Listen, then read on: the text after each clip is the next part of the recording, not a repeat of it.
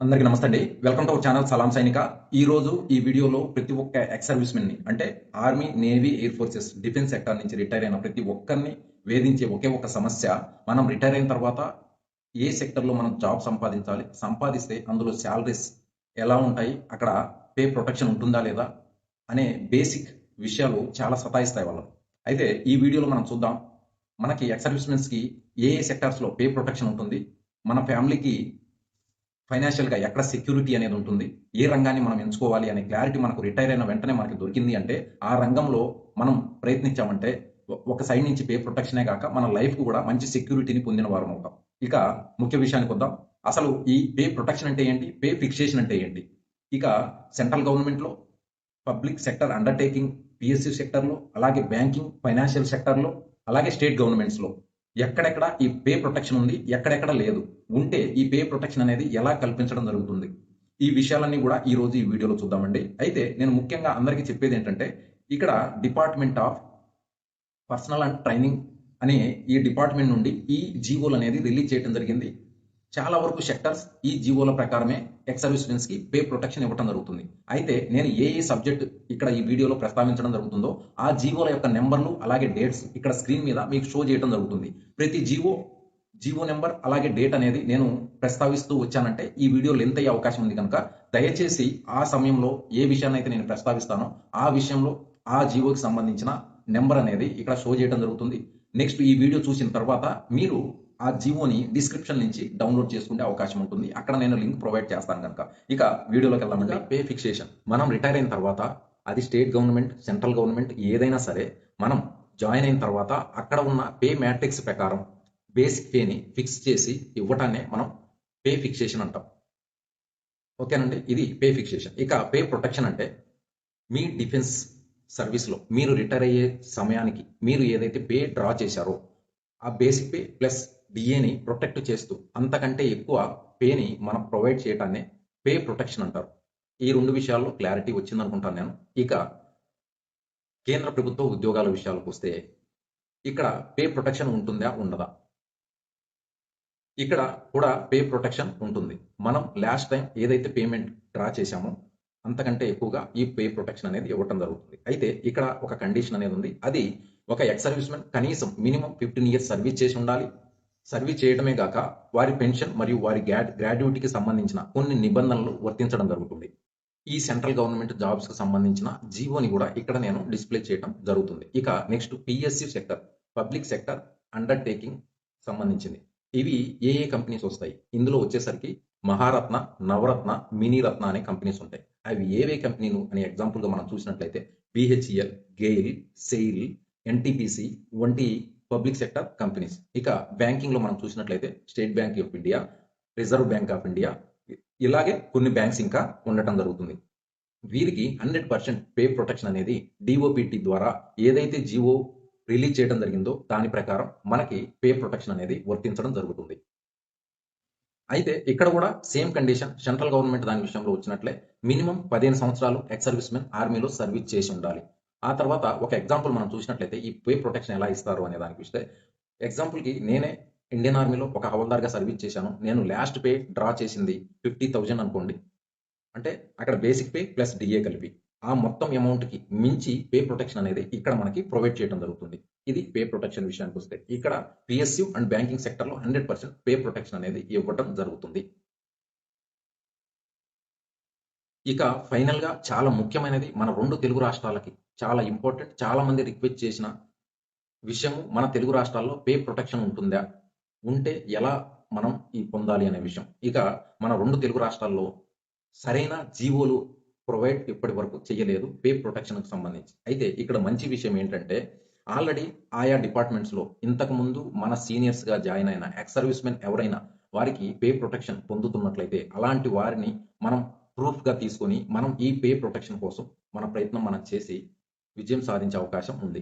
So, ఇదండి చాలా ముఖ్యమైన సమాచారం. ప్రతి ఒక్క ఎక్స్ సర్వీస్‌మెన్ తెలుసుకోవాల్సిన అవసరం ఉన్న సమాచారం.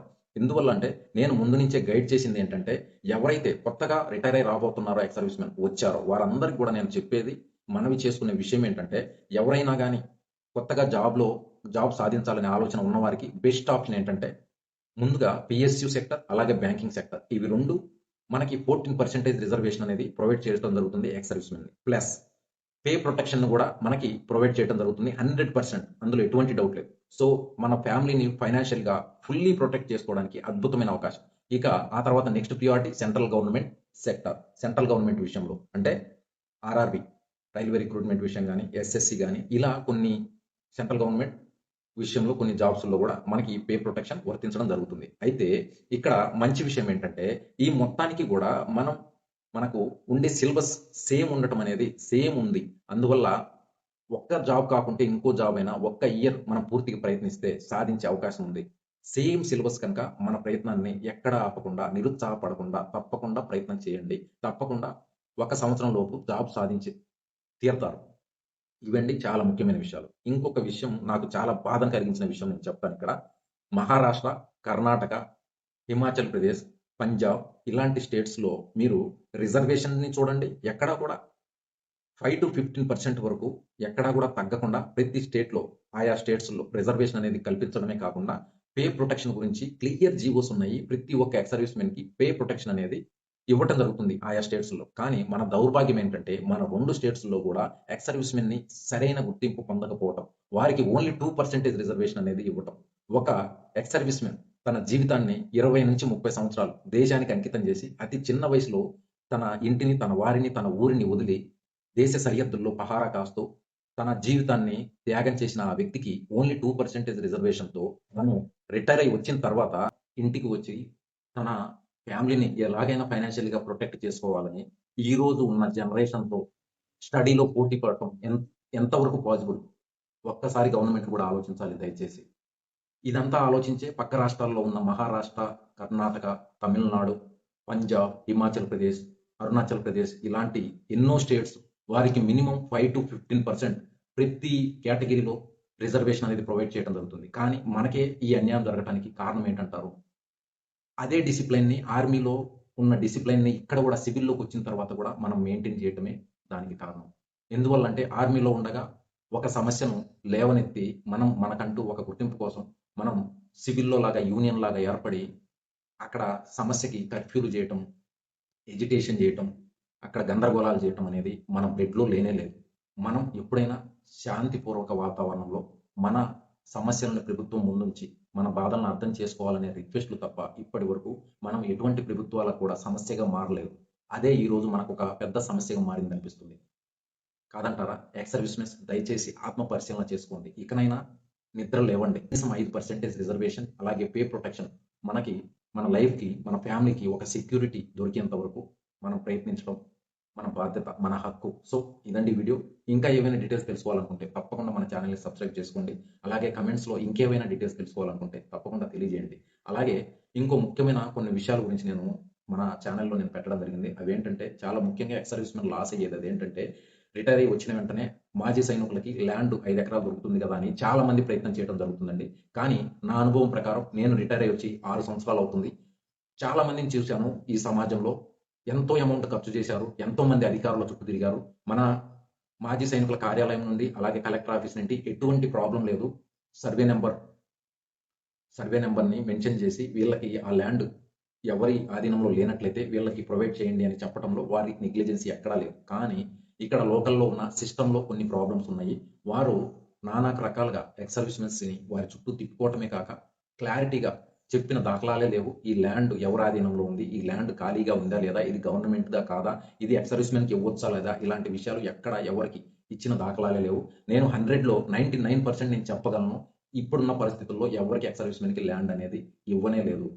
పైనుండి తను కష్టపడి సంపాదించుకున్న ఆ ఫైనాన్షియల్‌గా తనని లూటీ చేస్తున్నారు అధికారులు కొంతమంది. సో, దయచేసి ఎక్స్ సర్వీస్‌మెన్ ఈ విషయంలో అవేర్‌నెస్ అనేది చాలా ఇంపార్టెంట్. దానికి సంబంధించిన ఒక వీడియో ఛానెల్‌లో పెట్టడం జరిగింది. దానికి సంబంధించిన లింక్ కూడా నేను డిస్క్రిప్షన్‌లో ప్రొవైడ్ చేస్తాను. సో, సైనికులారా దయచేసి అర్థం చేసుకోండి పరిస్థితిని.